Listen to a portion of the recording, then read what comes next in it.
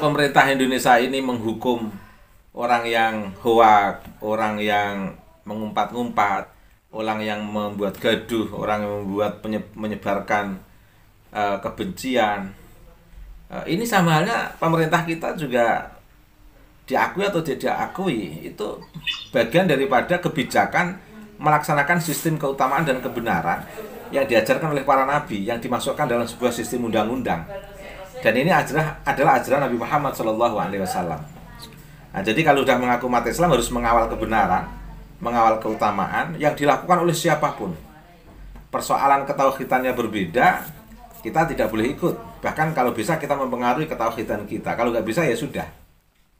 Tapi bahwa sistem sosial keutamaan dan kebenaran yang berkembang di masyarakat kita itu tanpa disadari oleh banyak orang itu adalah sebuah bentuk keberhasilan risalah kenabian, termasuk yang dikuatkan oleh Nabi Muhammad SAW. Itu. Dan ini adalah kalam Allah, bentuk ketidakterbatasannya kalam Allah. Bentuk ketidakterbatasannya kalam Allah. Artinya kalam Allah itu menembus sekat-sekat dunia, menembus batas-batas kesemestaan.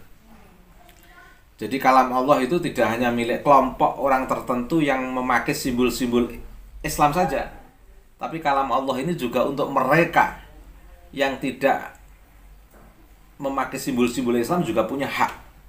Oleh karena itu, ini bentuk daripada rahmatan lil alamin. Islam adalah agama yang rahmatan lil alamin. Karena mengapa Islam agama rahmatan lil alamin? Karena firman Allah itu rahmat bagi alam semesta. Firman Allah itu tidak terbatas. Bahkan Nabi itu juga Nabi untuk semua umat manusia. Bukan Nabi hanya dimiliki oleh kelompok tertentu.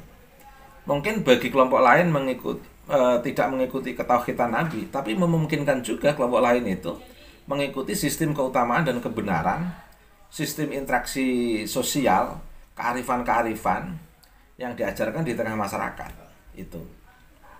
Dan ini nggak bisa kita tolak, karena memang ajaran kenabian itu universal untuk semua dan tidak hanya milik kelompok tertentu saja. Nah, oleh karena itu falnatabi, di teks ini falnatabi, maka ikutilah. Falnatabi mongko becek anut kita ing dawuh. Maka sebaiknya kita mengikuti firman. Karena firman itu milik semuanya, tidak hanya milik kita. Kita ikuti saja firman itu kalau kebenaran itu universal. Kalau ajaran kenabian itu milik banyak orang, tidak hanya milik kita. Kita ikuti. Biar apa? Biar tatanan hidup ini normal. Biar tatanan hidup ini tidak hanya dikelabui oleh kelompok-kelompok tertentu yang mengaku Tuhan atau seolah-olah seperti Tuhan sampai mendoakan orang lain jelek. Tidak terasa akibatnya kembali pada diri sendiri. Ya, Masya Allah. Bisa kita saksikan Allah itu memberikan contoh kontan di berbagai sosial media yang mereka kata-katanya kotor, membuat kisruh dan lain sebagainya, akhirnya terasa semua sekarang ini. Nah, ini kita kalau ingin memahami kalam Allah secara mendasar dan kontekstual yang luar biasa menurut saya, Mbak, yang luar biasa. Sekarang ini kan banyak ya orang yang mengaku sok Islam tanpa disadari orang lain udah paham itu perbuatannya nggak benar. Anehnya mengaku Islam kok tidak merasakan itu perkara yang tidak benar. Harusnya kalau mengaku Islam itu mengawal kebenaran siapapun. Jadi ibaratnya kalau misalnya ada kebenaran dari orang yang bukan Islam misalnya, kita sebenarnya harus mengakui. Yang nggak boleh toleran itu kan yang berhubungan dengan Allah, Mbak. Kalau berhubungan dengan Allah, tauhid itu nggak boleh toleran. Kalau masalah kenabian itu ya udah total, Nabi kita Nabi Muhammad. Masalah rukun iman, Islam, ihsan itu gak boleh berubah itu normatif sekali itu. Tapi kalau masalah kebenaran sosial, misalnya kita iman kepada kitab Allah, kita kan harus iman itu, Mbak.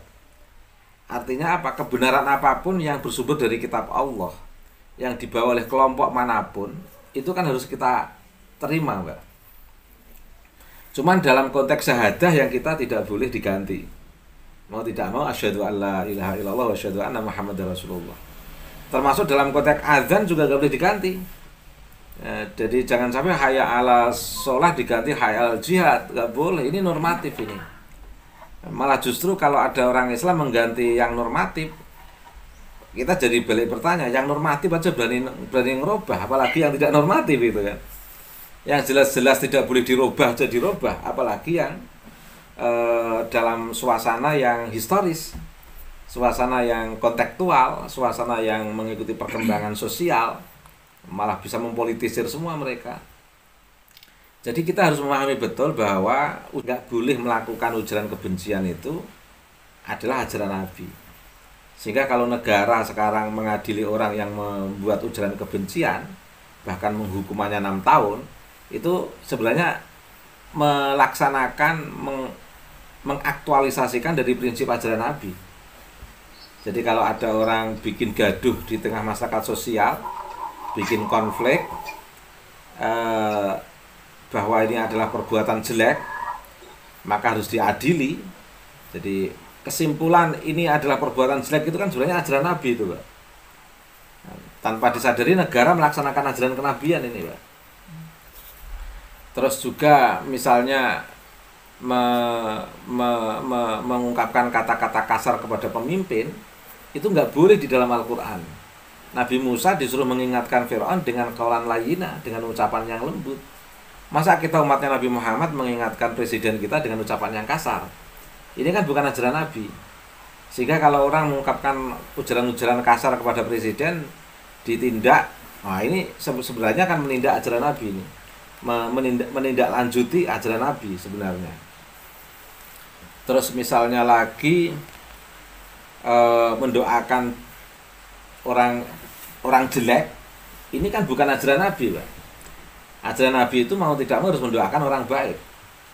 Makanya kalau ada orang mengaku Islam kok mendoakan orang jelek, ini harusnya malu. Karena ini bukan ajaran Nabi.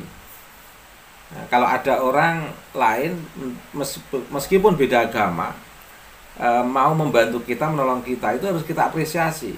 Karena mereka melaksanakan ajaran Nabi kita. Artinya apa? Semua kebaikan itu harus kita kawal, karena itu bagian daripada ajaran Nabi. Semua kemungkaran itu harus kita hindari, karena itu adalah bagian daripada ajaran Nabi untuk menghindari. Nah, jadi kalau misalnya ada tokoh yang berkata-kata kotor, kasar secara viral, ini tanpa disadari mereka kan melanggar ajaran Nabi. Harusnya kita malu. Orang lain aja tahu kalau itu jelek. Banyak orang awam yang tahu jelek itu jelek. Oh, itu ungkapan jelek. Orang awam yang nggak ngaji aja tahu. Masa kita yang ngaji malah justru melanggar? Harusnya kita malu. Apalagi mereka yang sudah dikategorikan sebagai tokoh agama. Nah, jadi sebenarnya kita ini tidak bisa, Mbak, menutup-nutupi kepentingan pribadi, terus menutup-nutupi niat jelek kita di hadapan masyarakat dengan mengatasnamakan agama. Karena masyarakat itu semua udah tahu ajaran Nabi, nggak bisa dirahasiakan. Oh, itu ajaran Nabi Muhammad atau bukan? Oh, itu ajaran Nabi Muhammad. Iya, itu orang udah tahu hampir semua, Mbak. Sehingga tidak boleh ada orang yang mengaku Islam tapi mencoba dusta atau bohong, menelingkung ajaran Nabi untuk kepentingan kekuasaannya. Itu nggak bisa. Karena apa? Hampir semua umat manusia itu sudah paham ajaran Nabi. Jadi ibaratnya kebenaran yang sudah bocor di semua lingkungan lapisan masyarakat.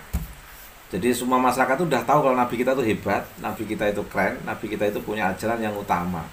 Maka siapapun yang mengaku Islam kok tidak melakukan ajaran prinsip ini, oh berarti dia itu mengingkari nabinya. Harusnya malu, karena banyak orang udah paham ini, Mbak. Ini bentuk universalitas kalam Allah, Mbak, yang tidak terbatas. Ini juga bagian dari kuasa Allah, menerapkan prinsip kewahyuan pada ruang kesemestaan yang memang diciptakan Allah untuk menunjukkan untuk umat manusia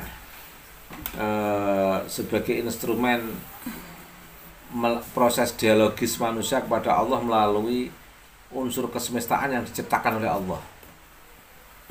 Sehingga ulama atau orang yang mengaku Islam itu tidak boleh egois. Karena ajaran ini sudah tersebar dan dipahami oleh banyak orang. Gitu.